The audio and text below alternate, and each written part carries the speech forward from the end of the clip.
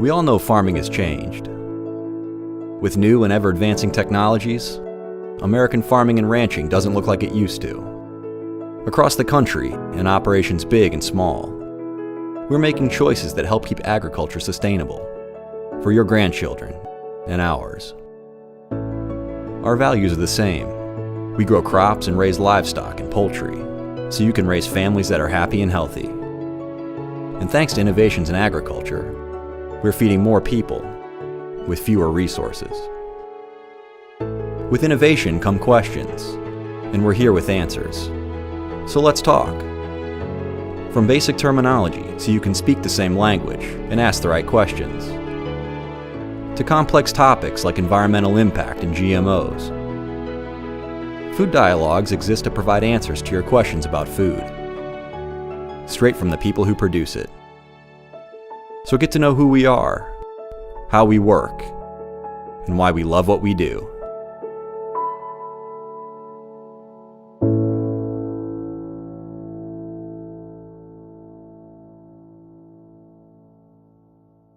Thank you for joining us for our Agri-Pulse Washington Week in Review. I'm Spencer Chase, joined as always by Agri-Pulse Senior Editor Phil Brasher, discussing the week that was, agriculturally speaking, in Washington, D.C. And the big news in Washington this week was the fact that Agriculture Secretary Sonny Perdue got some help. Yes. There's some folks that are headed to the Department of Agriculture for full-time positions. We can get rid of saying presumptive nominees or anything of the sort. Steve Sinskey and Ted McKinney have been confirmed to Department of Agriculture positions. That news coming late Tuesday night after a Senate Ag Committee confirmation vote just off the Senate floor on Monday night. And Phil, that's if you're Ag Secretary Sonny Perdue, this has got to be welcome news. Oh, it's huge. Steve Sinskey, longtime CEO of the American Soybean Association, is Deputy Secretary. That means he's really in charge of the day-to-day operations. That really frees up Secretary Perdue to do what he's been doing, but to have somebody in charge back at USDA. What he's been doing is traveling the country and to some extent the world as well. I have to say, I'm very impressed that somebody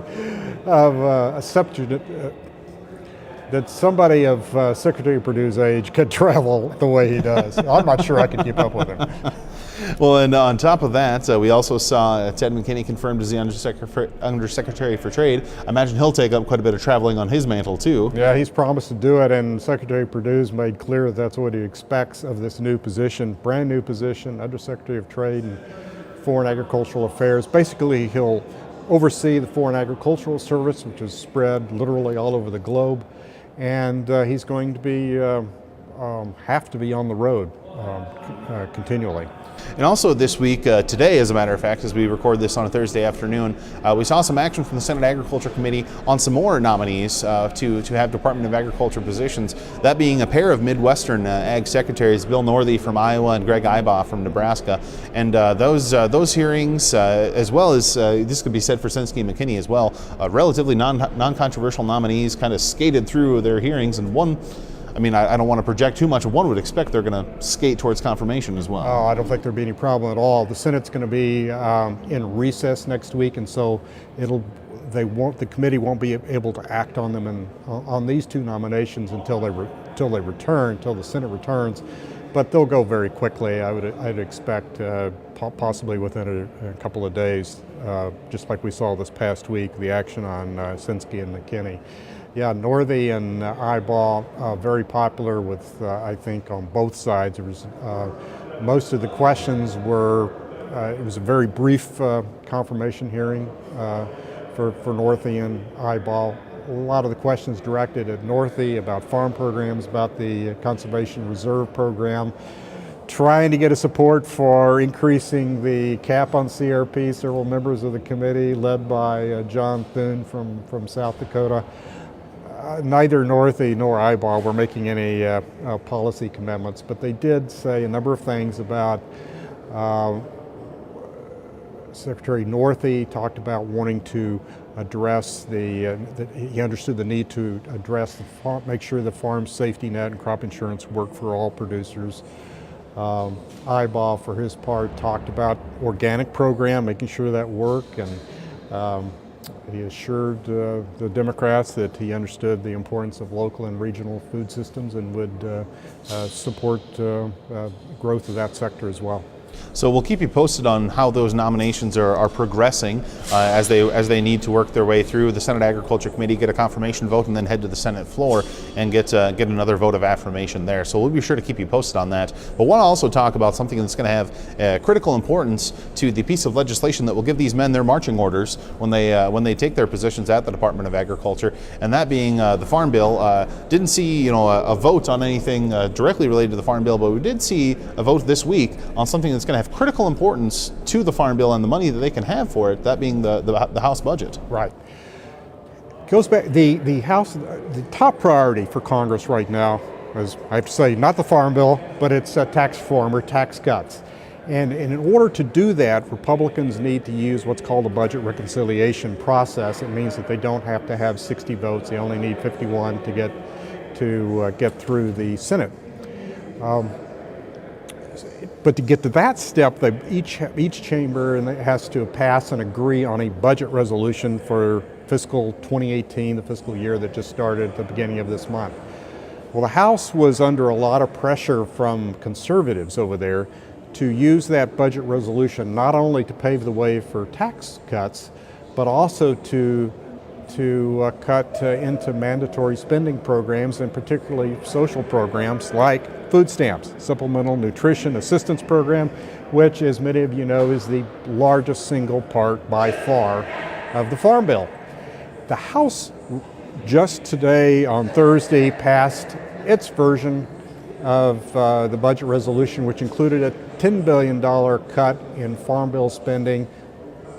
This was intended to cut to come out of the SNAP program.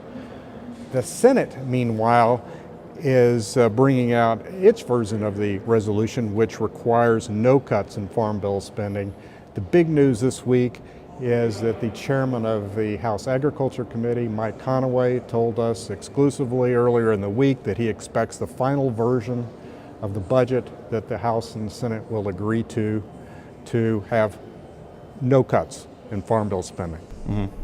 So the dollars and cents of the next Farm Bill beginning to come into a clearer picture as they move towards the budget process, the tax reform process, all of these other things that are kind of making this big cauldron of which the Farm Bill will need to be produced. Yeah, and the importance of this, of course, is what it means is that they can write the Farm Bill to the projected spending under current law. It's called a baseline, but they won't have to make any cuts in that spending. They won't get any more money, but they won't have to make any cuts, which was always the concern, that there would be some kind of reduction in either food stamps or some other part of the Farm Bill, which would even make it's already going to be difficult, would have made it even harder.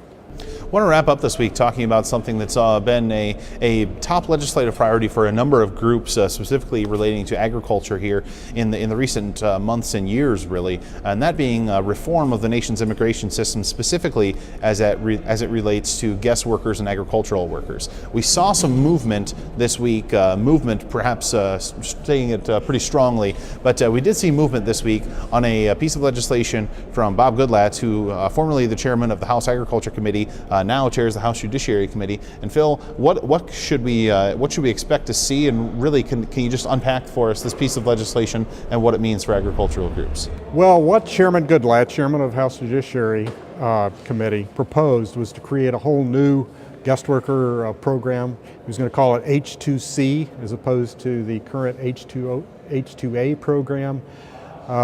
Would have had much more, wouldn't have requirements on wage and transportation, and had much more liberal rules. Otherwise, would have allowed for essentially year-round workers, which has been a priority, particularly in the dairy industry. He released the bill on Monday, announced a markup or debate in the committee on Wednesday. That was promptly postponed. Mm-hmm. And Phil, we're learning, specifically you're learning based on conversations with some House lawmakers, that there's opposition towards the top end of the Republican Party, specifically on the House Ag Committee, to this proposal. Well, there's a senior member of the Judiciary Committee and the Agriculture Committee by the name of Steve King from Iowa. Has been very resistant to increasing immigration, either legal or certainly illegal. And Congressman King told me he has a number of objections to the guest worker bill, and he wanted to talk to Chairman Goodlatte privately about those. And so we'll see. But I mean, this bill already had, it's doubtful it could get through the Senate. Democrats are going to be opposed to it. Immigration legislation is difficult in any form. There's the DACA issue that's still out there, but even getting this through out of committee in the House looks like an uphill battle at this point. So certainly more to come on that subject as they try in this particular attempt to achieve some form of immigration reform in the United States Congress. There have been attempts before, and I would venture to guess there will be attempts after this particular bill. But we'll be sure to keep you up to date on that bill and any other piece of legislation affecting agricultural policy as it moves across Capitol Hill here in Washington, D.C. But I think that's going to do it for this week. For Phil Brasher, I'm Spencer Chase. Have a good one.